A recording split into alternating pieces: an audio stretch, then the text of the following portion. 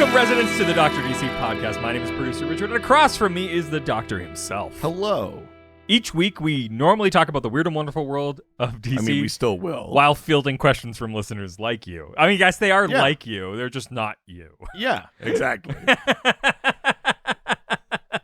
Yeah, this was...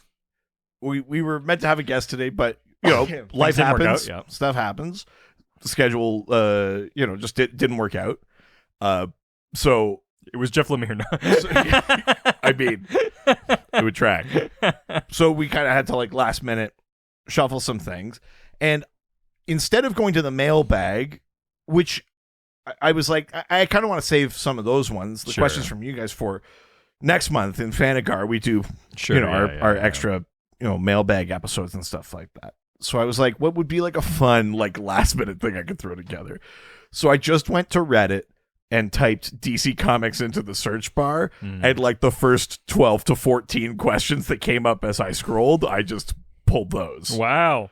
So they're not directed at us. They're just questions out there. Some of them are flippant. Some of them are sincere. I didn't look at the threads of people responding to them. People may be mad that we answered them. They might be mad we answered them. It's likely they'll never know. But yeah, true, I guess. Yeah. But yeah, so it just put together a random Reddit round of questions. We should just tag in the person, all the people's Reddits that Ugh, that sounds exhausting. Yeah, I'm not gonna do that. But before we start to answering those questions, we have a review. Ooh, very nice. Very nice. We're near the end of the reviews, though. I noticed. Yeah, we need more. I mean, baby, we're getting close to 200, but we are at 173. Yeah, this is review 173. Mm-hmm. 5-star review from Apple Podcasts USA from J_MH with a subject, check it out. Check it out. What's that all about? I shouldn't do that. The hiccups might come. Oh, yeah, no, don't tempt fate at this point. Your body is like a ticking time bomb. I just need another excuse to hold my breath that long. Yeah, you were weirdly good at that. Yeah. I mean, you're good at it. Your breath is held. Ooh. Oh. Keep talking like that. I'm going to hold my breath just looking at you. Because you smell. They go on to say, just started listening to this podcast, and it's definitely worth the time. It's the best thing we could possibly hear. That sounds like someone writing a review at gunpoint. Yeah. It's definitely worth it. Yeah. I don't regret listening to this. Any time you could spend it on this. Yeah. Definitely. For good reasons. Yeah. For reasons that I believe. Which are, whether you're a seasoned nerd or a noob, you'll find something of interest here. That's very nice. Thank you. Thank you. Yeah. Jim. Don't. Sorry, hang on. Ghostbusters?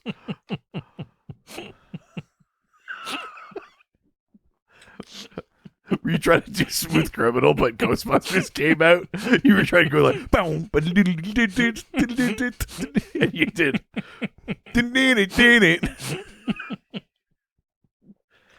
That also could have been the... Hamlet was a great play, Bart, and they also made it into an incredible movie called Ghostbusters.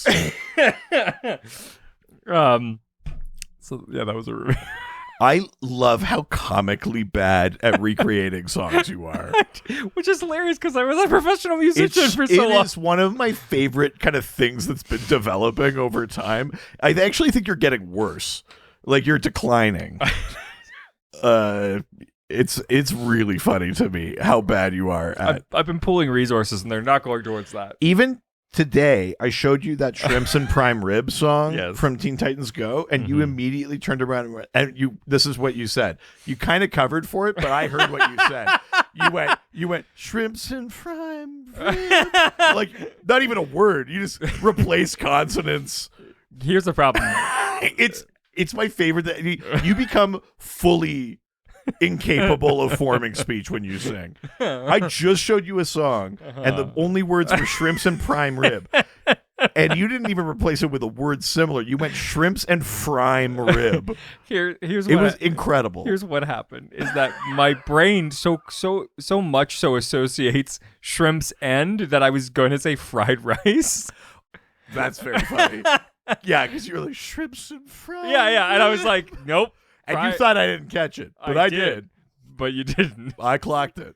And then I did it again. Yeah. You tried again. Couldn't nail it. No shot. I don't know what's wrong with my brain. I really like that. I'm gonna chalk it up to old age, but I don't know. Oh my god, that's so funny. I think I'm just like my brain is. It's like those like switchboards and like from like the 50s and 40s. And it's just like I don't know, man. I'll get over there. Too many calls are coming through. Yeah. We can't only give you so many answers. That's really funny. And I used up the rest in work. I like to picture Scotty like running around in the engineering part of your brain. Like we're giving her all she's got. I don't know. It's shrimps and prime rib. See, I got it. It's just not the right tune though. Shrimp, and prime rib. Ghostbusters.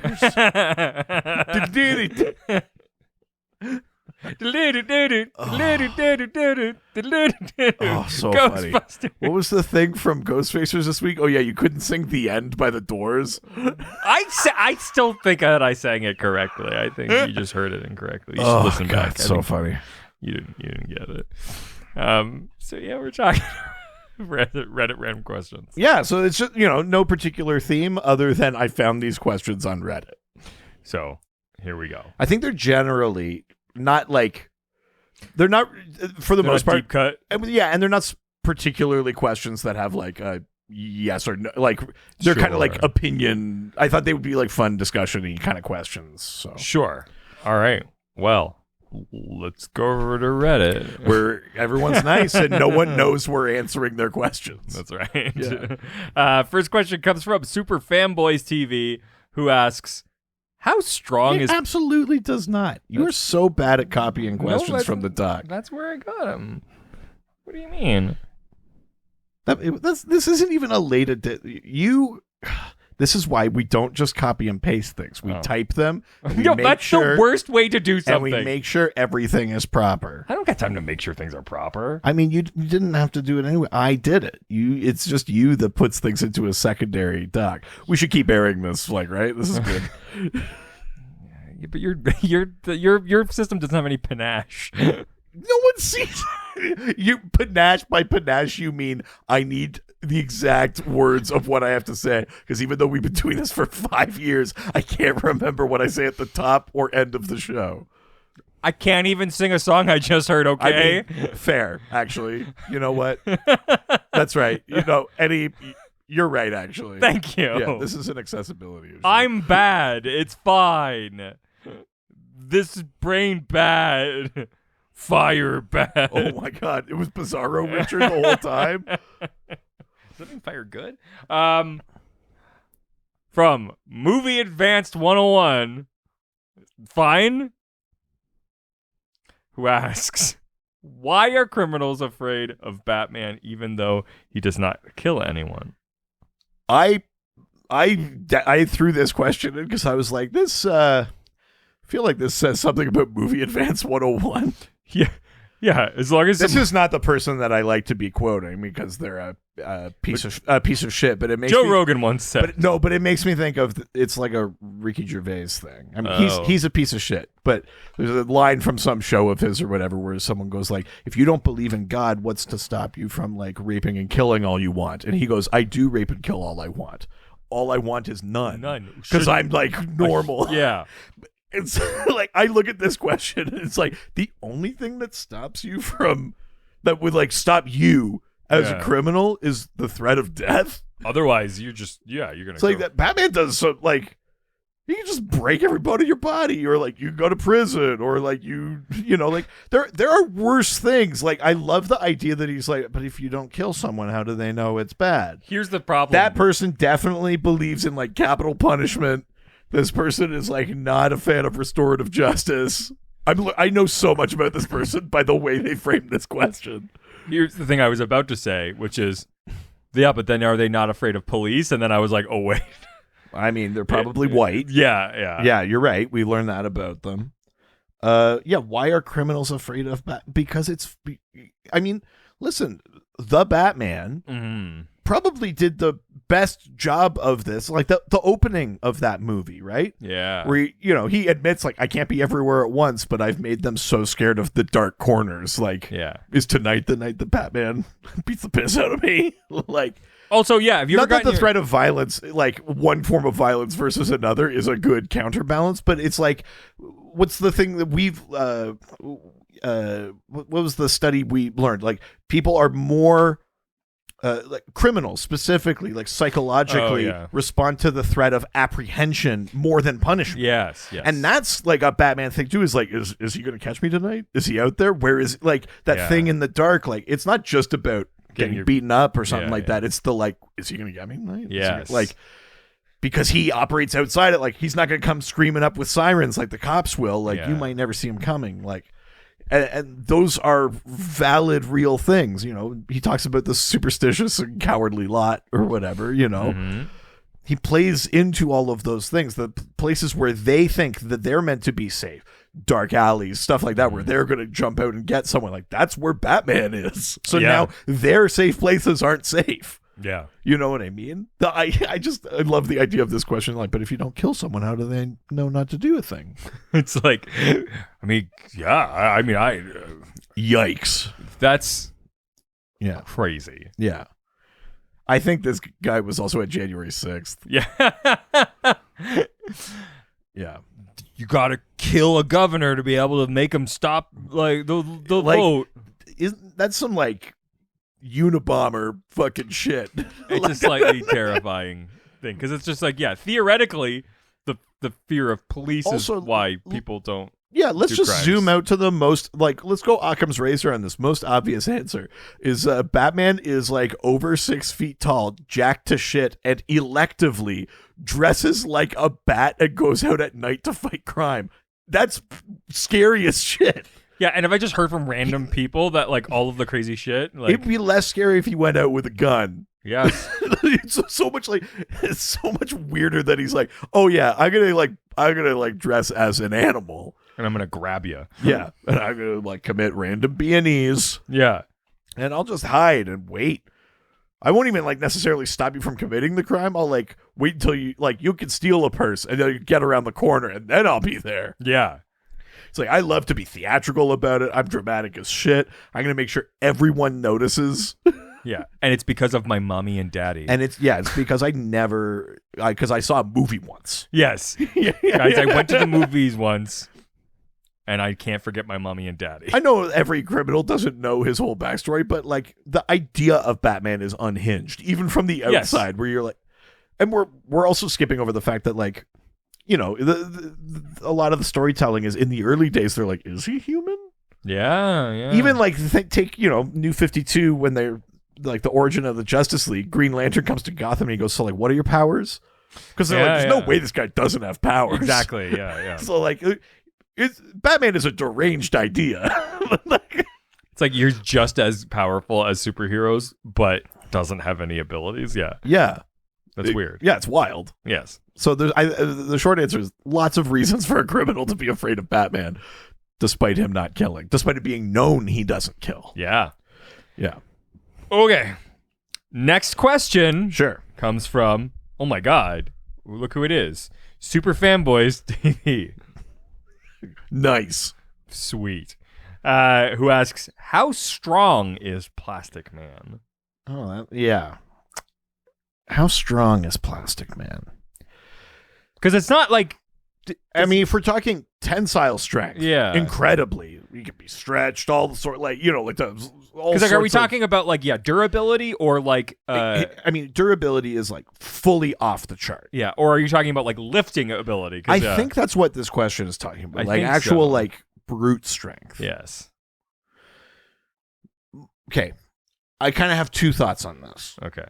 One is his body is polymerized. Like, he is, like, living plastic, basically. Yes. And sometimes he uses that to stretch in that, but there's no like, I think he could he could also like pretend to be a chair in that. So we know he can be like a more rigid plastic. Or a bike seat. Or yeah. Oh Jesus. Yeah, he could do stuff like that. So, I mean, there are like industrial plastics that have like that are like super strong. Are there not? Yeah, I think so. Yeah. So he must be able to. He definitely has super strength. Plus, he seems to be able to control his like tension.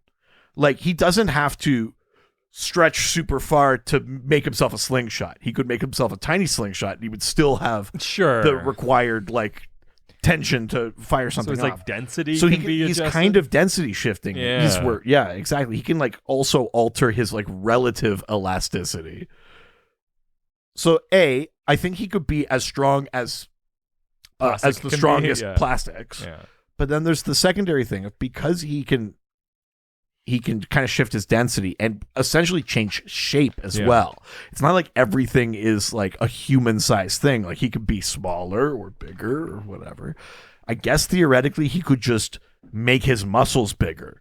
He could just shift like his own mass into whatever muscles he needed and just like compound his own strength. Could he not? I mean, yeah, theoretically, I guess. At the end of the day, it still won't be. It can only be as strong as the strongest plastic. But okay, so let's reframe this a bit because I think it's too abstract. What other hero do you think? Like, where does he tap out? I think we have a rough understanding of how strong kind of some other heroes are relative to each other. So if you were gonna like put him on a list, is he as strong as Aquaman? Is he as strong as maybe someone a couple down from that? Like where would you put him? Maybe he would be the highest if he kind of like an Aquaman, Wonder Woman. Well, level? yeah, Wonder Woman's stronger. Than Aquaman, I think. Because again, it's like the strongest plastic, which you could still like cut. Like, yeah, I guess he's relatively indestructible though. Like in comics, with very few exceptions. Sure, can't he be melted? No, probably theoretically, he's definitely been frozen and shattered, but it didn't kill him, and he could reconstitute himself after. Yeah. He can make holes in himself and then refill them again, right? It's different from It's different from elongated man, right? Who can only stretch but can't actually like change his anatomy. Yeah. It's harder than I thought. Answer. I agree. I'm going to throw it out there that Plastic Man is probably stronger than we believe him to be. I would not be shocked if I read a comic and they were like, "Oh, he's definitely as strong as Aquaman." I'd be like, "Yeah, I guess with his powers and that." I think when you get to like Superman, Wonder Woman, I start going like, "Is he?" And then when if you get to like Martian Manhunter, Superman, I'm like, I don't know, man. I don't think so. But like, I think we're talking that kind of like demigod, kind of ancient magic sort of strength. Sure, yeah. Like, not Shazam. Shazam's closer to Superman. Yeah. Or very comparable to Superman. Yeah. So I think we're out of that realm. Interesting. Yeah, that's an interesting question though. It's more complicated than I was giving it credit for, and now I'm like, Yeah, that's a good question. Yeah. Person who will never listen to this. Yeah, thanks. Way to go. I don't even know why I'm giving their names. Because you cite your work. Sure. All right, let's go to the next question. All right. From Blue Looks Like Blue. Checks out. True. Yeah. Who asks, what are your popular DC Comics opinions? The more vanilla, the better. So not our unpopular opinions. Yes. What are our what's the most inoffensive DC Comics opinion that you have?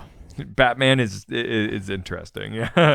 I mean, Batman is the most financially viable hero of DC's. Yeah, I get why they make so many. Yeah.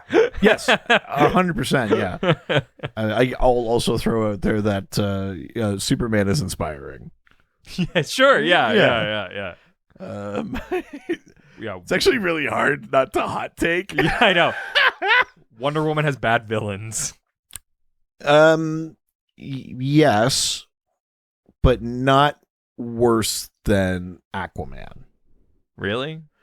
I like a bunch of Aquaman villains, but like Wonder Woman still has Cheetah, Circe, Ares, Cheetah, Dr. Psycho. Sure, yeah, sure. Silver Swan. Sure. Like there's Dr. Poison. Like there's enough in there. But like Aquaman, once you get past like Ocean Master, Black Manta, then you start going to like you go like the Scavenger. Then or like one-offs, like Coram Wrath was a good villain, but like they had to write him in. They're not like pulling from 80 years of Aquaman for that. Sure, yeah. You know. Okay, more cold takes. Yeah. We need let's each come up with a couple more cold takes. I know. I'm like,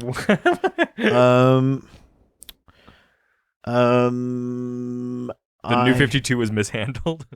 Yeah. Yeah, the New 52 was mishandled. That's a very funny one. I really like that. Dan DiDio is a polarizing figure. Without coming down on either side. That's a I like that. That's a very it's actually pretty difficult to just do like kind of universally accepted takes. Yeah. I think the Green Lantern movie was bad. Yeah. What's another cold take?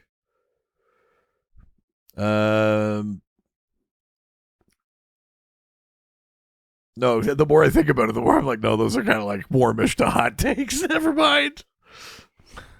The Teen Titans are better with Robin than I don't know without him, yeah. or with Nightwing. With Robin. Okay. I think we did this. Yeah, I think we're getting further from it. Yeah. That is really funny. Listen, you get what you get with an episode like this. Yeah, this is your fault, listeners. No, I didn't say that.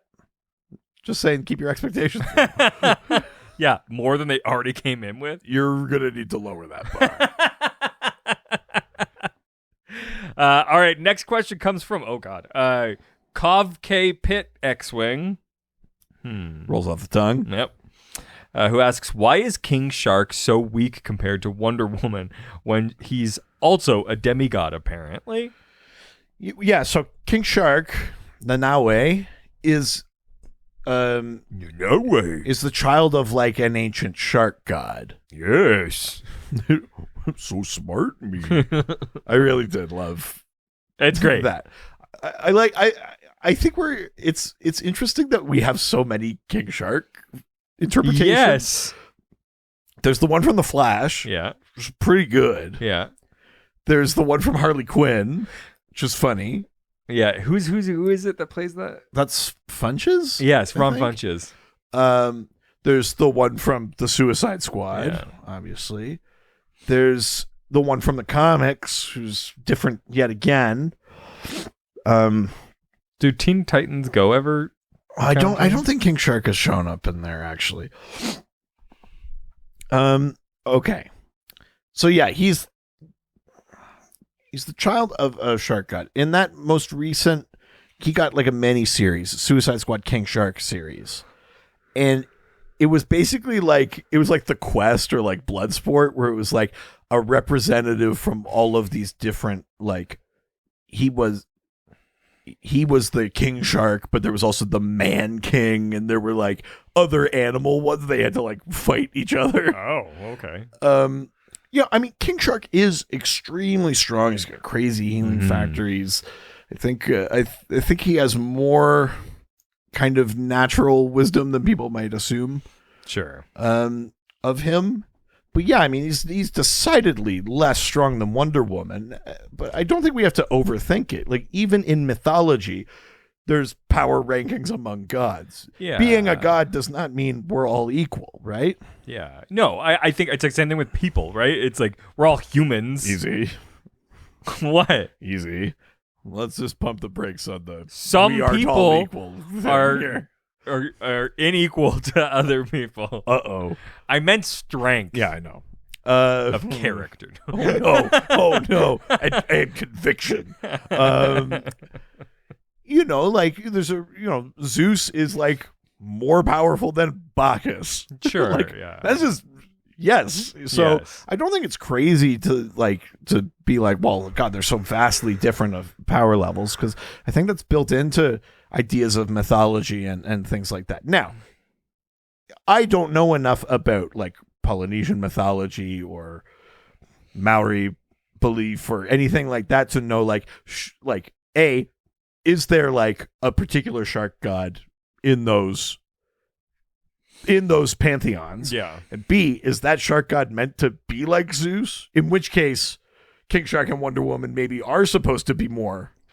You know what I mean? Yeah, I don't know enough about that mythology to know. It's like, I mean, he should be stronger than he is in the comics. I don't know that. So I'd be curious to learn that. Yeah. But the general principle of just being demigods doesn't make you the same level of powerful. There hasn't been a lot of like Hawaiian themed DC books, eh? No, I mean, so King Shark first appears in an issue of Superboy. Yeah. And it was the clone Superboy. Yeah. And that was in Hawaii. He moves to Hawaii. Sure. And King Shark is okay. in issue 4 or something like that as an antagonist for him. Yeah. That's where he first appears. But no, I mean, you're right. I mean, it's like many other things. The level of representation is relatively low, which is why it's kind of cool that Momoa can bring some of that into Sure, yeah, Aquaman and having Tamara Morrison in there. It's cool to have those things there. But yeah, I don't know enough about that. But yeah, short version is not all gods are equal, so why would their children be? Hashtag not all gods. Yeah. What? I don't know, man. What? You agree with that? I don't know, I man. love that hashtag not all. I'm strictly anti-God. I'd be like hashtag burn it all down. Yes, sure. Yeah. Is that a okay thing to post? Hashtag burn it all down. I mean, sure. Maybe not on our business page, but yeah. It's already done. Oh no. I'm getting a lot of likes. I thought it was from the other thing. Nope. Oh. I've been fomenting rebellion. I mean, yeah. That's true. All right, next question comes from Tricky Piano 2845, who asks. Yeah, well, that's the sequel to the original Tricky Piano. Yeah, God, there's a lot. This is more like a post-apocalyptic sequel. That's where you have to figure out whether or not the piano is real. Yeah. Yeah, it was an android the whole time. Yeah. You know that based on the unicorn. Yeah. Do pianos dream of electric music? You really need to watch that Superstore show. Oh, sure, yeah. Because they have a whole Blade Runner thing that's goes through it. It's like a runner? Yes. Interesting. It's very funny. Yeah, I gotta give that a go. All right. Who the Tricky Piano asks, so how are you guys liking the current state of DC Comics? Well, I think this is an interesting question for you. Yeah. Because obviously you have read stuff from some different eras and that, but you are currently pulling and reading a bunch of series. How have you been enjoying that? Not even necessarily as a comparison to other things, but just how are you liking getting your monthly weekly comics. I think it's been interesting. There's nothing that's really blown me away lately. Okay. I think I'm excited for Ram V to jump into Detective, right? Yeah. That sounds really cool. Have you read the Mariko Tamaki? No, not yet. Because I really like that. I think that's been one of the strongest detective arcs, maybe since the start of Rebirth. I need to go through it, but I that Blue Beetle thing was kind of disappointing. Yeah, blue and gold. I want it to be better. I gotta say, actually, I really liked the last issue, but I was like, where was this the whole time? Sure, yeah. I thought the last issue was actually pretty fun. Mm-hmm. But yeah, I agree generally. I think that what's been happening with the Justice League is interesting. It's good, I would say. Like, it's not, I'm not being like, wow, we're in a renaissance of great comics right now. Like, I mean, I think part of it is, obviously it's considerably even heavier Batman than it has been probably ever versus the size of the line. Sure, yeah. But here's the stuff that I like that is happening. First of all, that Detective Comics run is great. I think Action Comics is like one of that War World arc I'm really liking. I think the two main Tom Taylor joints, Nightwing and Superman Son of Kal-El, are great. Yeah. I love the increasing representation that we're getting in things. The idea that we're getting, that multiversity Teen Justice book that's set on Earth 11. Sure. Getting, I like that we've elevated Jackson Hyde to be Aquaman now that, and now, we've got, obviously John Kent as Superman and all of, I like these kind of moves that are happening. I think there's been I think it's the best possible effort to take things that were kind of like scrapped ideas, like the 5G thing and Future State. Sure. And they somehow I was like, they're going to put out these Future State books. We'll never come back to them. They've been going, yeah. But they have basically worked them in more or less. They worked it into Green Lantern, the stuff that happened there. They've worked in Yara Flor. We just had a Wonder Woman crossover. Yeah. Between 3 Wonder Woman books. So you're like, which is awesome. Batman gets to do that shit all the time. We never get Wonder Woman. Wonder Woman, Nubia is back as an important character in the Wonder Woman myth. I actually think it's easy to just look at it and go ugh, too much Batman. But if you put some actual effort into looking, a lot of the stuff that's in there is very interesting and a lot of fun and stuff we've kind of been asking for. Can it always be more? Of course. Can it be spread out better? Absolutely. But I think it's decent. Yeah. I always prefer breadth to depth. So if I had a criticism right now, it would just be, I just need more of it. Yeah. But the stuff that's out there, I think is relatively strong. People wanted Wally back as the Flash. You got it. Yeah. We got Nubia. We're getting Dreamer, the character from Supergirl, the trans character from the Supergirl TV show, is making a continuity debut in Superman Son of Kal-El. Yeah. People wanted a bit more Wildstorm in there. Well, we've got Henry Bendix in that book. We've got the Authority in Action Comics. We had Grifter in Batman Urban Legends. Great. You got it. You want more Wildstorm? You got it. If you pay a bit of attention, a lot of the stuff people have been wanting, they're slipping that in. So, it's fair to want more, but I actually think it's a decent, even the stuff that's fine is yeah, sure, go for it. Well, that's what I'm saying. I think we're in a good situation. I just don't think, I think we're in this transitional, we're in this is a rebuilding year. And I think we're going to the playoffs next year. Yeah. But I suppose so. I mean, listen, it's weird all around, and there's always these kind of administrative shuffles and shit like that, which just constantly seems to be happening. And I'm sure that doesn't make things particularly easier, but I've liked it. I liked One Star Squadron. That was fun. That's a fun book that I'm not sure enough people were reading, but I dig on that. There's good stuff out there. There's some fun stuff. I'm not saying that. Yeah. I don't say it's that we're not. Oh no, sorry. I'm not. It wasn't a response to you. It was just I know it's easy to clown on the amount of Batman, and it's also fair to be kind of bummed about it, but it's decent. Yeah, totally. All right. And also, I guess it's just the comics they asked about, because the movies are, I'm excited. Yeah, and the movies have been good. Yeah, they've been great. I mean, listen, controversial or not, I liked Wonder Woman 1984. I think it's fun when things are dumb. The Batman, great. People are liking it. It's great. The Suicide Squad was dope. Peacemaker was way better than it had any right to be. True. Yeah. I'm excited for Black Adam. I want to see Justice Society characters. Yeah. I'm excited about that. I'm getting slight like superhero fatigue in movies. I am too. I mean, I haven't even started Moon Knight, which I'm sure is like worth my time, but I'm just like I got to get in the mood. Yes. Yeah. Fully. All right. Let's go to the next question from Jay Banks, who asks, Batman and the Flash play chess. Who wins? Ooh, interesting. I mean, it's Batman, right? I say the Flash. Really, give me your reasoning.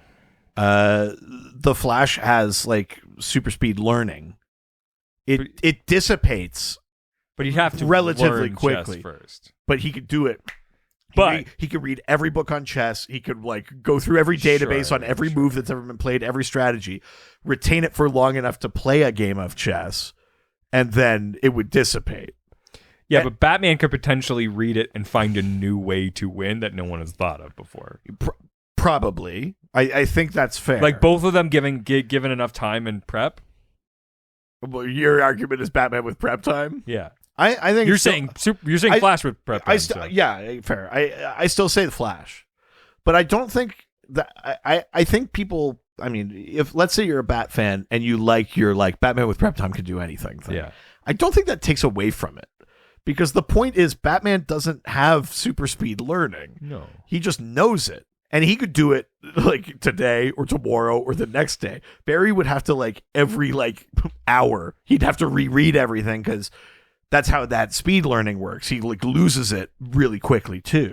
Yeah. So it's like, I don't know if you'd call that like a cheat or whatever, but like, I think Batman would lose to Barry, but it's still more impressive that it's even a question. You know, like Batman's in the conversation at all. Or someone who can do speed learning. Yeah. Yeah. I think it's still like impressive. Sure. Yeah. But yeah, I think I'm saying the Flash. I'm still saying Batman. Hashtag last year of the podcast. Oh my god, this is it. This is it. Almost like fully like inconsequential. I've had enough of this shit. I'll see you at work tomorrow. I'll see you in court. Yeah. Oh my god. Wow. Under what grounds? I don't have enough improv ready and loaded. Hearsay. Objection. I'm doing my Amber Heard lawyer impression. Oh, I just keep getting Suits clips on my TikTok. I didn't even think you liked that show that much. I like Suits. I mean, I get it. You especially like old you. Like I get it, but yeah, that's right where I live. Does the whole eidetic memory thing still like is that through the whole series of the fact that guy has like kind of, but it becomes less and less relevant because it feels like that was like they were like this is the crazy thing about the show and now it's like whatever. That was the hook, and then it was more about the intrigue of the firm and like partners betraying each other. Like it becomes more about like it's like not about his like superpower anymore. No, totally. Like, which is very funny. It comes in handy, but it's like the show is less and less and less about that. Yes, I think it's very funny because I've like caught snippets of like the future seasons and I'm like that's like fully not even a thing anymore. Yeah. It's really funny.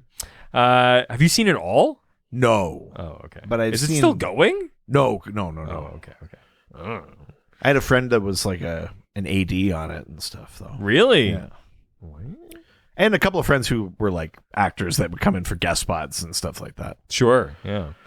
All right. Let's go to the next question from the Seventh Animorph, who asks, are there any resolved cliffhangers or unresolved instances of obvious foreshadowing in Marvel or DC Comics? Any unresolved cliffhangers? It's unresolved both times. And unresolved instances. I'm worried about you. Foreshadowing.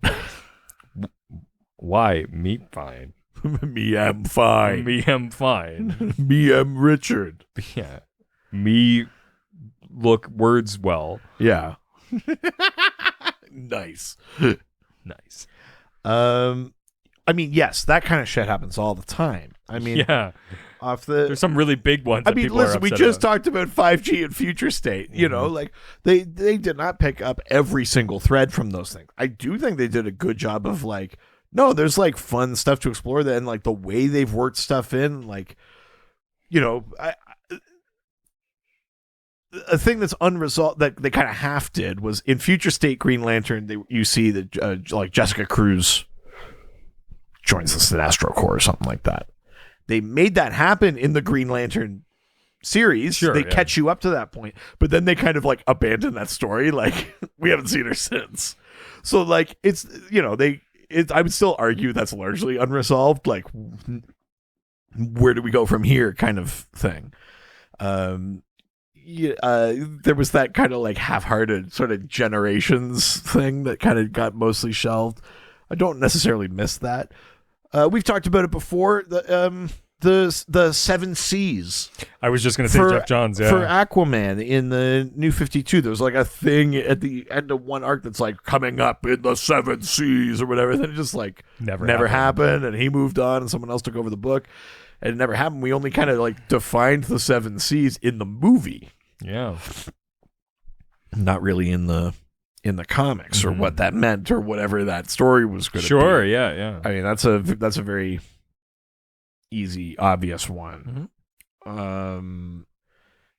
Yeah, I mean, every time a book gets canceled, there's usually something that didn't get fully resolved or handled,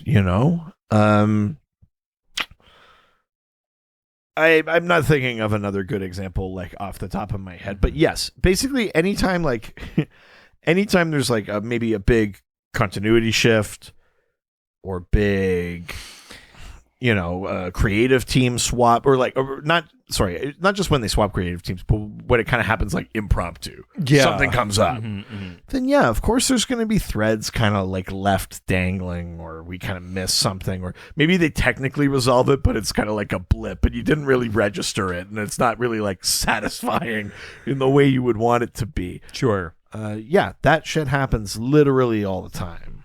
It's just part of comics at this point, specifically serialized, long-term superhero comics are very much like that. I don't know anything about Marvel. Yeah, I mean, there why this person would ask that question on this podcast, but there must be. But yeah, I don't know it. Yeah. All right, let's go to the next question from Tumahab. What? Oh, I just thought maybe there was this. Okay, it's just I was trying to like hear is there a pun I missed, or like? No, I was trying to like. It's not a Tumahab, but oh sure, yeah. I was trying to figure something out there, and then. Wonder Woman. Tumahab. Ghostbusters. That's true. That is how you sing the Wonder Woman theme. I know. That is it. That's right. You can't do the Wonder Woman theme either. That is always Ghostbusters. Holy shit. I'm a musician, I swear. That's so funny to me. I really love that. I love the idea of like, if you go back and look deep enough at like your discography, it's like a lot of these sound like the Ghostbusters theme.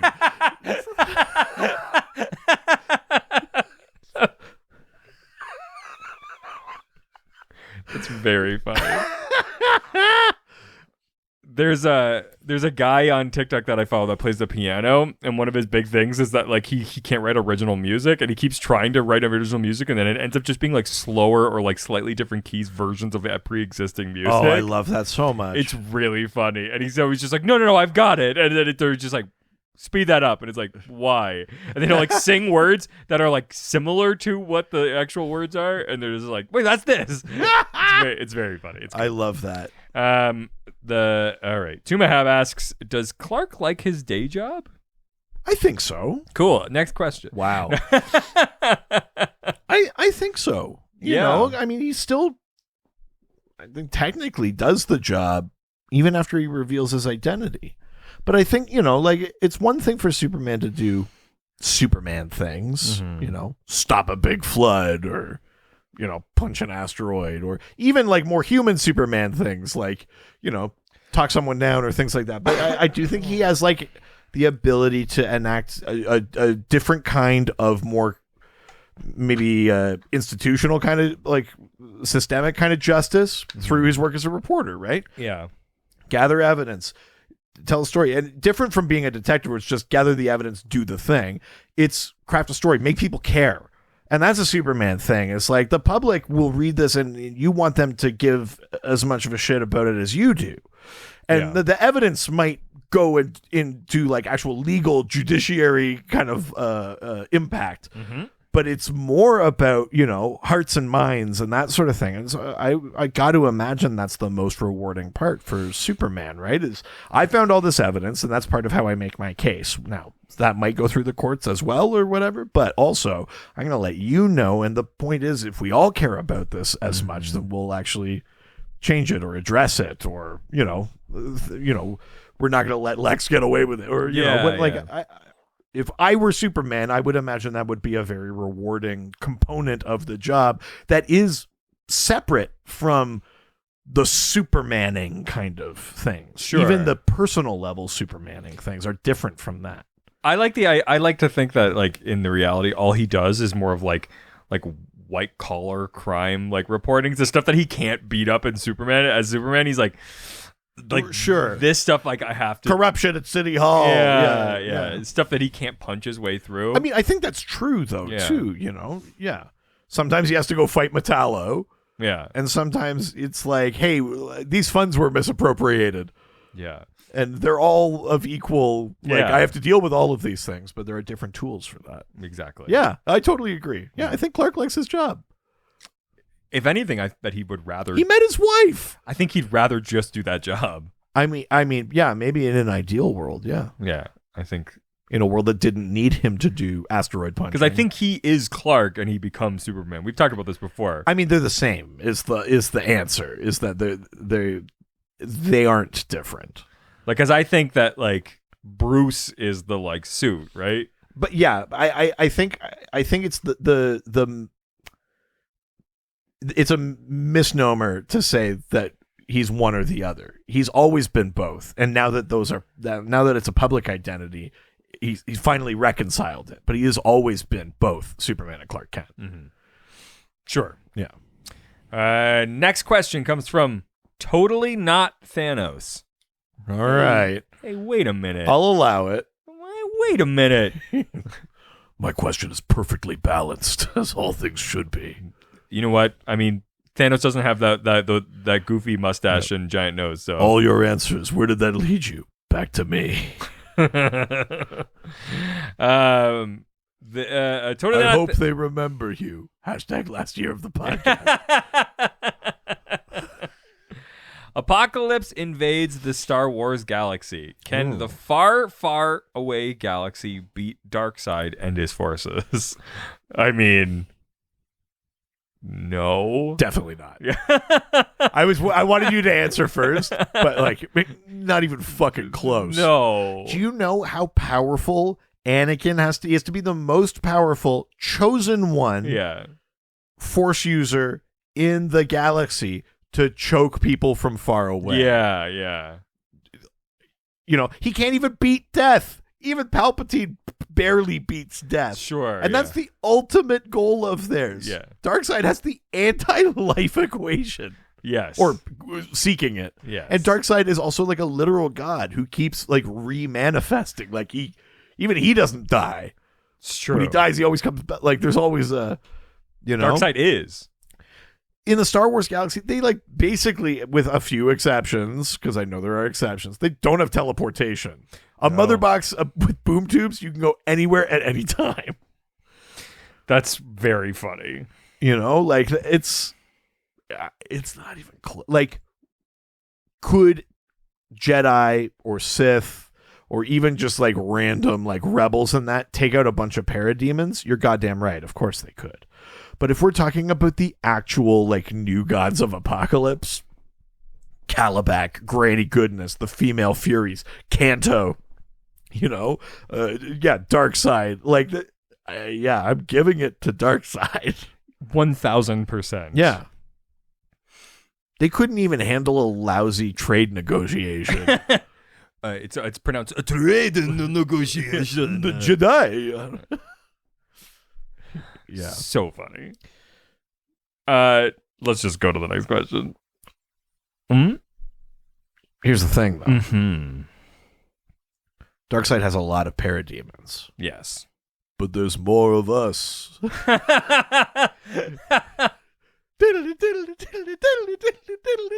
Ghostbusters. I'm already crying. Oh, God. They're doing it. The galaxy's doing it. Oh, no, they won't. They're going to win. Yeah, no, they won't. Ghostbusters. I mean, it would have been funny, but I would have wept openly if they did it on your left. If their version of the on your left thing, instead of there are more of us, was no, they won't. I mean, I would have cried nonstop until the end of the movie. It would have been the perfect moment. I would have been like, even Watto came around, man. Right? That guy used to have fucking slaves. Yeah. You don't spend a lot of time thinking about that part. No. Well, this is one of those, like, you know, when people do the, like, was the Empire that bad? They do the, like, when we first see Tatooine, there are slaves. It's like, there's poverty, all this stuff. And then, like, the next time we see, like, Tatooine, if you watch the movies, like, episodes 1 forward, then it's like, there's no more slavery. There's actual law enforcement. Mm-hmm. You know, the wretched hive of scum and villainy is, like, relatively safe. That's true. It's like the Empire kind of delivered on some stuff. Cleaned up. But I mean, that's also the, like, trains ran on time. I was just going to say, like, yes. It's like, they were obviously bad. But that's the argument you always see, like, online where they're like, you know. Look, there's always going to be a trade-off. Jesus. Good Lord. So dark. All right, next question comes from Excellent Desk 2738. Hey, this is an excellent desk. In the year 2738. Yeah, this is my sitcom pitch. Yeah. What if there was a desk so good it could only exist in the future? I can't conceive of your desk. Yeah, it's a Tesseract desk. A Deskeract. Yeah, there you go. Shit, yeah, that's it. A Tesseract. Yeah. Tesseract. Fuck you. That's pretty funny, yeah. All right. Excellent. Oh, shit, I left that in the drawer that's in the 5th dimension. Fuck. Excellent Desk asks, what are some DC comics that have beautiful artwork? I mean, God, the list is too long to name, but maybe let's slightly reframe this, especially because you've been reading more and more. We know some of the artists you appreciate, but, like, have you encountered maybe recently some spreads or some panels or things like that where you go like, oh, Jesus, I love that. I really respond to this artist, or I really like that particular book or something. No. I'll throw one out there. Dan Mora has been, like, creeping up my list and Dan Mora on the Batman Superman World's Finest. Oh, yes. Outrageous. Really, really love. Mean, it's not like, I think when you say, like, this art is amazing, you go in and you go like, oh, they're doing something that's never been done. I don't think that's true, but Dan Mora is just so much better at it than most people. Yeah, I love Dan Mora's art. I always had a weak spot for Jay Lee. I liked the Batman Superman from the New 52. Jay Lee's art has this very kind of like, yeah, it's very kind of what's the word I'm looking for even? Kind of gothic, sort of like these kind of wispy lines and shit like that, and real like kind of soft pastel colors, and then like real high contrast shadow and light kind of stuff going on. Yeah. I've always been a big sucker for Jay Lee's art, and that series in particular was good for it. I like George Jimenez. Yeah. I mean, he's up with Dan Mora. I would put them in kind of like a similar school. The thing that's neat about Jorge Jimenez is I feel like he's really mastered that kind of like added layer of what digital can do. Yeah. Like the way he makes things look shiny and slick. He's so good at the difference between like what's a cloth texture versus a leather texture versus when it's raining versus where's the light coming from. Like he's a real master of I could tell the difference between leather and metal and cloth and concrete and, shit like that in his art better than most. Bilquist Evely. Oh, yeah. So Bilquist Evely. Yeah. From Supergirl, Woman of Tomorrow. Really beautiful art. Really beautiful art. Really, really loved that. And but real kind of, it's what the book was going for, but like a real like fantasy vibe. Yeah. Very, very cool stuff. I like, obviously Alex Ross. It's hard to like, you can't like not include Alex Ross in that discussion. Past guest. Liam Sharp. Oh my God. The detail. We talked about that with Liam as well, but the level of intricacy. I think if you're looking, if I have to give an example though, like, so it's not just saying the artist, it's whatever that Green Lantern issue is where it's about the world inside the ring. So that's Green Lantern or The Green Lantern season 1, and it's either issue like 4 or issue 7, but there's a whole issue that takes place in the world inside the ring. And it's fucking beautiful shit. It's incredible. Also Phil Jimenez too. Yeah. A classic veteran artist for DC. Probably a good time to mention the now late great George Perez, of course, who just passed away. Had been sick for quite some time, but just passed away over the weekend. But when you think of Wonder Woman, Teen Titans, Crisis, like his style was so definitive. George Perez, way up there. Here's the thing. I love Jack Kirby's artwork, but it's different. It is so different to me than when someone asks, like, what's like a real beautiful piece. I'd be more inclined to think of something like, that Supergirl book or something like that. Like, I don't know that I look at Jack Kirby's art and I go, I might use the word beautiful to describe, but I don't mean like beautiful. What a painting. It's chaotic and frenetic, and sometimes like even the perspective is kind of hard to gauge, and like there's so many lines, like all of his geometric shapes and the crackle and that. It's just so kinetic that it's captivating. Like, I love Kirby's art, but it's in a kind of different category from me from the people like Alex Ross or Jay Lee or Bilquist Evely or people like that who are like, I think do some really like beautiful art. Yeah, absolutely. Yeah. I mean, there's so many more. It's too hard. Yeah, just keep reading comics and you'll keep finding shit. Jamal Campbell in Far Sector, like outrageously good looking stuff in there. Yeah, I mean it's everywhere. Clay Mann, great artist. Yeah. It's too many. It's like, what was Andrea Sorrentino, like that's like, Bruno Redondo. Yeah. I mean, fuck.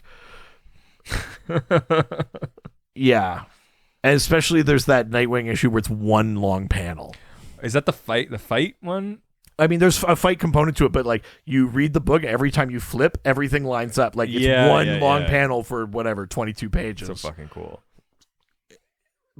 Bullshit crazy. Yeah. It's so good. Yeah. Incredible. Yeah. All right, let's go to the next question. Joelle Jones. Sorry, I have to throw her. I always throw Joelle Jones out because I love Jenny Frisson, who does more kind of covers than anything, but like Jenny Frisson does like beautiful artwork and shit like that. Yeah. There's no shortage. Sorry. Next question, because otherwise we'll be here all day. Next question comes from General Alduin. Oh, not Anduin. I got Lord of the Rings excited for a second there. Alduin. Yeah. Fine. Who asks, how did Kryptonite even get on Earth? Which is an incredible question. Good question, yeah. If the planet explodes and stuff goes in every direction. One thing is like that like Cal was like sent in a rocket specifically to Earth. Yeah. But like, A lot of kryptonite ended up on Earth. Yeah. I think there's a couple of different versions that you could consider relatively canon in the comics. Sure. So the one is that obviously Kal-El's ship travels faster than light. Yes. To get Yes. to Earth. Some debris from because it's always like he like takes off and the planet explodes. Yes. It's like pretty tight. Yes. Jor-El's cutting it pretty close. Yeah. Jor-El keeps it tight. Yeah, until it fucking blows up. That's the goal. What a blow up. Yeah. Check out Krypton's blow up. Yeah, it was a Krypton's glow up in my opinion. So the one theory would be if it uses some sort of wormhole or warp or whatever kind of thing, that some fragments of the planet get dragged along with it on like pulled into the same trajectory and head to Earth. Yeah. It could be that like a piece hits the ship, it gets lodged, and then like ends up on Earth that way. Mm-hmm. It could be that like maybe the whatever the radiation is like in the ship a bit and like maybe makes kryptonite on the way or something like that. Like I think the most likely thing is that there's some form of like a wormhole warp thing and some kryptonite rocks get caught in it on the way to Earth. He didn't like. But the other thing to consider is that a decent amount of the kryptonite on Earth is synthetic as well. Oh, like I mean, I think in the John Byrne one, when they were kind of like retconning after Crisis, they severely reduced how much kryptonite there was. Sure. So it was like a reasonable small rock size. There wasn't that much of it. But like there's a bunch of synthetic kryptonite on the planet. Lex has been working for years to make fake kryptonite and stuff like that. Firestorm can make kryptonite. Like there's okay. You know, like Batman was probably figured it out. You know, like whatever. There are variants of kryptonite. And there have also been so many incursions from the Phantom Zone. From other lost Kryptonians or things like that. Supergirl's ship was in the Phantom Zone and then came out. Like there are lots of ways I think you can justify the quantities of kryptonite that exist on Earth. But yeah, I think the short version is they kind of get like dimensionally dragged behind either Supergirl's ship or Superman's ship or through the Phantom Zone. But doing a wormhole-y kind of thing would definitely make the most sense. I think it probably makes the most sense. Yeah. All right, next question comes from Big Frankie 559, who asks, "Who is your favorite DC comic superhero and supervillain?" Ooh, you go first. This is who's your favorite hero? Hard. Who's your favorite villain? I'm choosing to believe that these are separate questions, not like as a pair. Oh, sure, yeah, I would think so. Yeah, though there wasn't a comma. But. Oh my God. Grammar's finally coming to get you. Oh my God, yeah. Grammar gonna give it to you. Oh my God. X apostrophe gonna give it to you. This is a tough question. Pick. Choose. I mean, choose. Guess Superman? You're a big fucking super fan, aren't you? Yes, I mean it's hard to argue with that choice. Superman's a pretty dope superhero. Yeah, and you really come around on Superman. Yeah, it's just I read so much and I liked so much, and all of my some of my favorite books are Superman. Like I'm so it's against my will, but I do. You're just admitting it. Yeah. Like you just go the evidence is pretty convincing. Yeah. Like you wouldn't think it, but you're I have been presented a pretty credible case that Superman is my Yeah, I wouldn't be I wouldn't be you're all right, sustained. Yeah. I would never say that he's the coolest superhero. Sure. But he might be your favorite. Yeah, I think he might be. Sure. Who's your favorite villain? Oh, I might want to say Captain Cold. Whoa. Listen, you could do a lot worse. Yeah. Is it that blue collar thing that we? I think it partly is that. Yeah. It's the slight code. Right. It's the I think a lot of it has to do with the CW. Sure. Well, yeah. I mean, Wentworth Miller was incredible. Yeah. I mean, in Captain Cold's, defense, I like the sort of like low ambition. Yeah. Like we just want... is that something that you like? Well, fuck you, first of all. I just mean like I like the idea that not everyone is trying to like erase time or like blow up the world. That he's just like, we just want to knock over banks, man. I just like why are we living in the city with the fastest man alive? Yeah. Can you just like not try to take over the world so that I can rob a bank? I love that. I love when he's like, damn it, now I've got to put my suit on because some megalomaniac assholes try to burn the world down. Yeah. I just want to rob banks. Yeah. It's fucking fun. I like that. I like that a lot. I do too. Yeah. I really respond to that. That's why I'm liking that Rogues series so much. Mm-hmm. That fucking giant unwieldy book. It's fine. It's just it doesn't fit. Anyways. My favorite superhero is Aquaman. Obviously. I love Aquaman. I think my favorite supervillain is Reverse Flash. Wow. I mean, look. I think it's Eobard Thawne. It's weird that both of ours are Flash villains.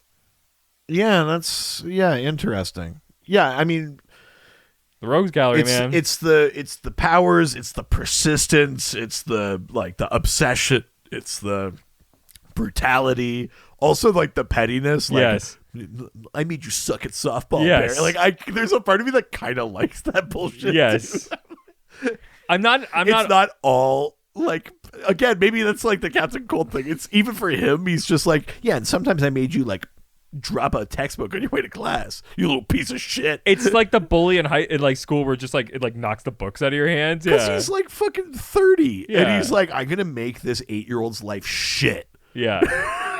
And then I'm going to kill his mom. Yeah. Like, that's commitment. It's such like next level pettiness. Love it. Yeah. Yeah. I kind of love that. Reverse Flash rules. Gotta respect the hustle. Yeah. Then second is Egg Foo. Jesus. Oh no. Then Paperman. Yeah, obviously. Yeah. All right. Next question from Jack Fisher Books. Okay. Jack Fisher Books. Okay. Who asks, is Jack Kirby now the Source in the DC universe? Oh yeah, interesting. So in Green Lantern 12, yeah, the most recent issue of Green Lantern, John Stewart has sort of like ascended, or had sort of ascended to like a form of godhood. Mm-hmm. And he basically meets the Source. And the Source largely takes the form of Jack Kirby. Very much looks like Jack Kirby. Really? Which is like, that's a nice little nod kind of thing. You know, Jack Kirby created the Fourth World and all that kind of stuff. And he's a legendary creator. It's kind of cute. But they don't go out of the way to be like, Jack Kirby is the Source. Like, he just... In the way that it's nice that Dan Turpin in the Superman animated series is modeled to look like Jack Kirby. It's nice that the form the Source takes kind of looks like Kirby. I think it's disingenuous to say DC is saying Jack Kirby is the Source. Oh no, I got my hand stuck in the fourth wall. Yeah, I don't know why. Did you say the fourth wall? Yeah. Right. Yeah. Somewhere between Source Wall and Fourth World? Yeah. My brain hurts. Yeah. Also, your Jack Kirby as Pooh Bear I know, voice it's really close to Elmer Fudd. Very close to alt-right Elmer I know. Fudd. As I was saying it, I was like, uh-oh. Oh, that was going well. I need to listen to more Jack Kirby to get back into the Pooh. I mean, he doesn't sound like Pooh Bear. You did hear the one. I did hear the one. I was like, shit. Fuck. Damn it. I still think he's wrong, but like, I get it. The one instance. Shit. So week he was sick during interviews. So no, I mean, there's like a Kirby reference there, but no, Jack Kirby is not the Source. No. It's just like a nice thing to do. It's just like, I mean, it could have been nice to just go with it, but I guess it's not factually correct. So, yeah, the most important way to have fun. Yeah, I'm taking Bruno's advice to heart. The most important way to have fun is factually correct. Yeah. So there you go. All right. Time for the last question that comes from Try to Figure Out Lore. Oh, my God. Ooh. This person's already got my number. Yeah. Who asks, is the Presence still the strongest being in the DC universe? Again, we go back to that strongest question, but... Yeah, I mean, here's the thing. The Presence is largely meant to be God. Yeah. There is, I would say, a lingering question, and I'm not sure how important it is that it ever gets answered. How did they get the name The Presence? Yeah. It was like at Christmas, and they were like, what's your name? Like, oh, The Presence. Yeah. Han Solo. Yeah, I am Presence. The Presence. Yeah, we really need that Presence prequel. Yeah. Otherwise. What I was going to say is there's a lingering question. I'm not sure it's important that it ever gets answered of, is there a distinction / what is the distinction between the Presence and the Source? Sure. Because we've encountered the hands of the Source. We saw that at the end of Death Metal. We've seen like another kind of being called the Chronicler who came from outside the Source world, came from like the greater Omniverse. Mm-hmm. But are they all just manifestations of the Presence? Is the Presence a manifestation of them contained to our multiverse? Is the Presence slightly outside our multiverse? Like, because we've seen now Perpetua made our multiverse. And her kids are the Monitor, the Anti-Monitor. So, like, is the Presence above that or further down? Or is it just like a bad father? Does the Presence actually live in heaven? In that case, you're in the sphere of the gods. You're even smaller than the Monitor sphere and things like that. So, I think there is a lingering question of what's the scale of the Presence? What is the scale of the Presence? Because that has changed over time. I think, if you were to ask Morrison or look at the map of the multiverse that they kind of helped craft, they'd say that the Presence was part of the Overvoid outside of the multiverse in the Source. Yeah. But now that we've changed the cosmology, so now it's like, is the Presence above the hands of the Omniverse of the Source? Is the Presence just part of it? Is the Presence just like the face the Source puts on inside our multiverse to act like God? In that kind of, I think it's in Hinduism, there's like two ideas of like a creator, and one is like imperceptible, and the other is like, I've dumbed myself down so you don't fucking melt. Like, is that it? Like I think there's something to be explored there. I don't know how definitive we need that answer to be, but I would say it probably now it's the least clear it's ever been. Interesting. Is where I'm going, basically. Is I think I'm less sure about the Presence now than I ever have been. Mm-hmm. Wow. Because previously I would have just said the Presence and the Source are mostly one and the same or connected. But now I'm like, I don't fucking know. Yeah. I hope that clears things up for you. Yeah. Well, that was the last question. There you go. Now it's time to play everybody's favorite game. Can you guess the name of the character based on someone who does not read comic books? Describe that character to us. Wow. Still got it. See, you pulled that off. Yeah, I didn't even look. Yeah. Now say shrimps and prime rib. Shrimps and prime rib.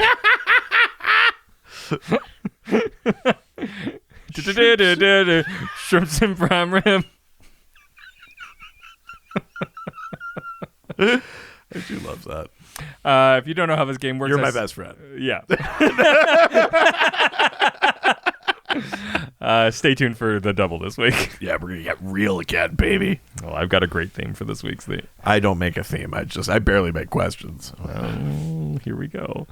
But before we do that, I send a photo of a DC character to my wife who does not read comic books, nor does she care for them. She sends back 4 clues describing what she sees. The doctor does not know who we're talking about, but he's going to try to find out. Okay. Here we go. First of 4 questions. Okay. God, all clues. Of these. Yep, first of 4 clues. Good Lord. I own a business. I own multiple businesses. Wheels are coming off. First question. Fuck, God damn it. Wow. First clue. Yeah.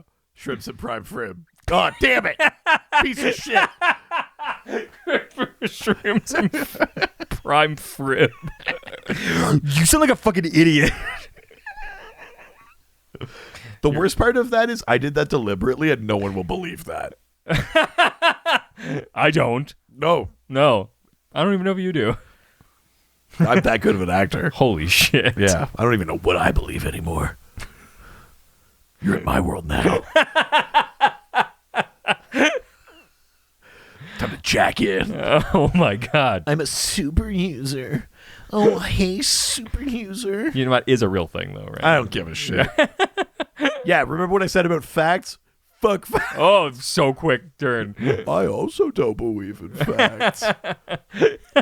Tune into Ghostfacers for alt-right Elmer Fudd. Yep. First of really coming off, right? 4 clues. First clue. Okay. Banana wearing underpants.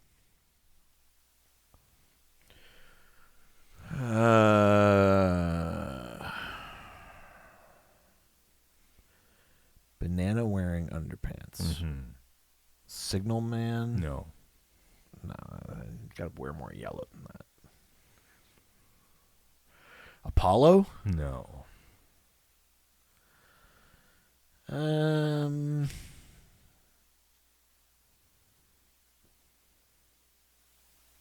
Next clue. Next clue. Who belts underwear? Aztec? No.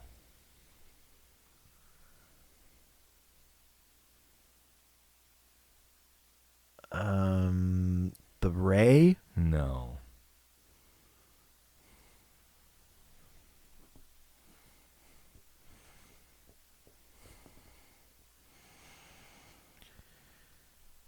Next clue. Next clue. Rubber gloves and boots.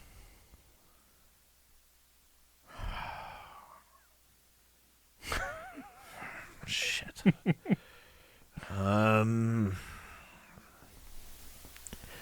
Banana in underwear. Who belts underwear? Rubber gloves and boots.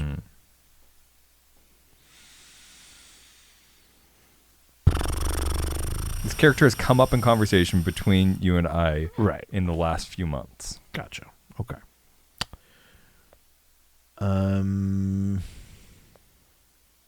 Last clue. Final clue. Fuck. Buckethead.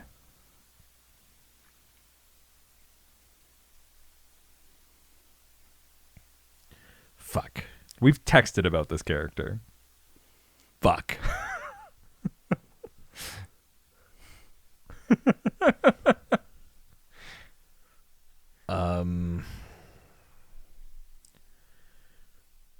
Hang on. Shut the fuck up.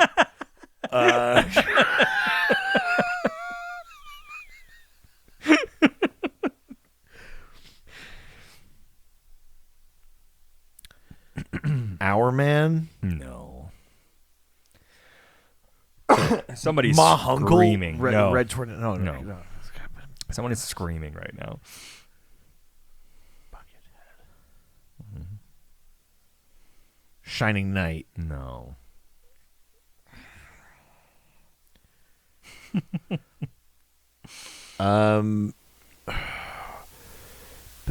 Rubber gloves and boots. We've texted about this character. Oh, shit. Okay, hang on.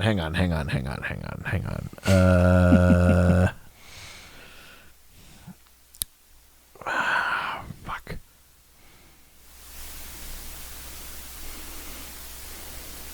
Okay, I'm still stuck on yellow. Maybe I'm too stuck on yellow. But banana. There must be yellow.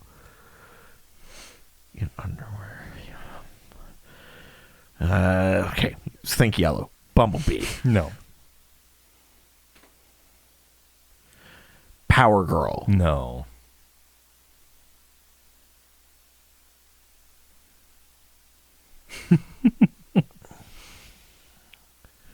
Shit. I literally texted you and was like, who the fuck is this character? I sort of forget things as soon as they're over. You're my best friend. I'm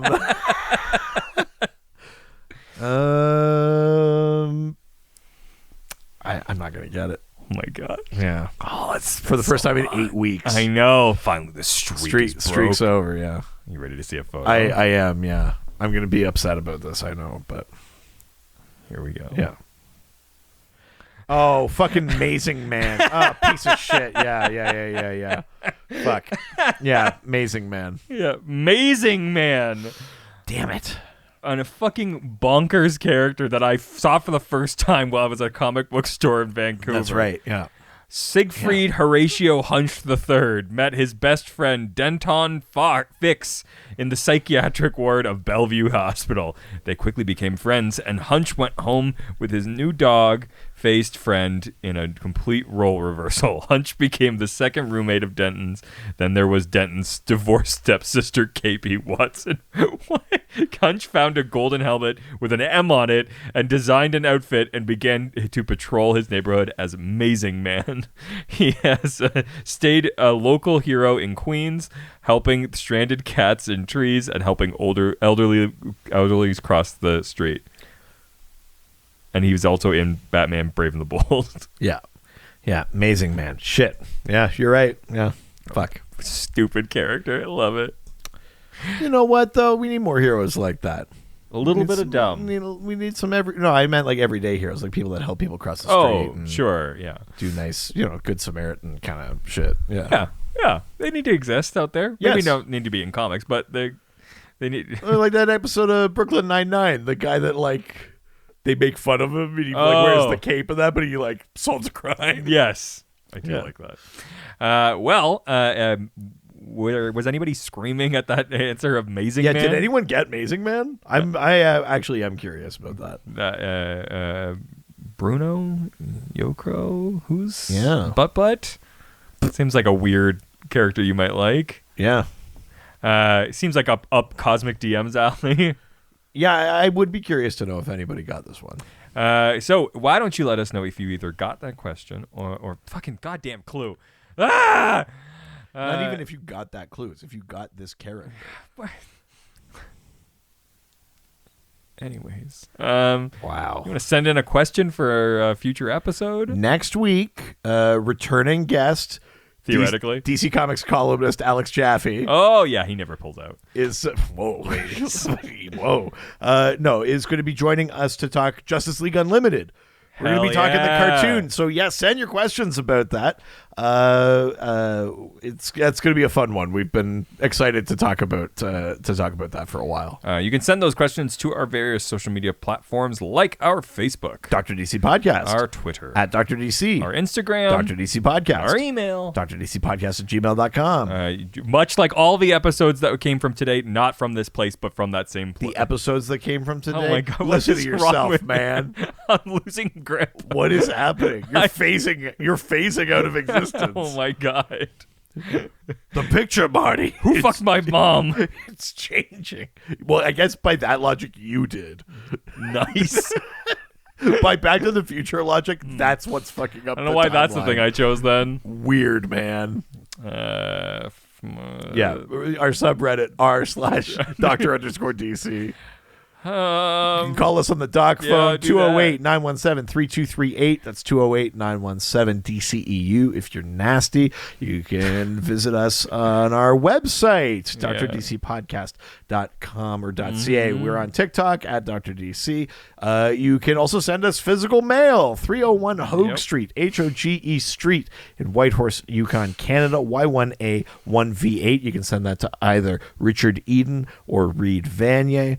Obviously, we love getting 5-star reviews.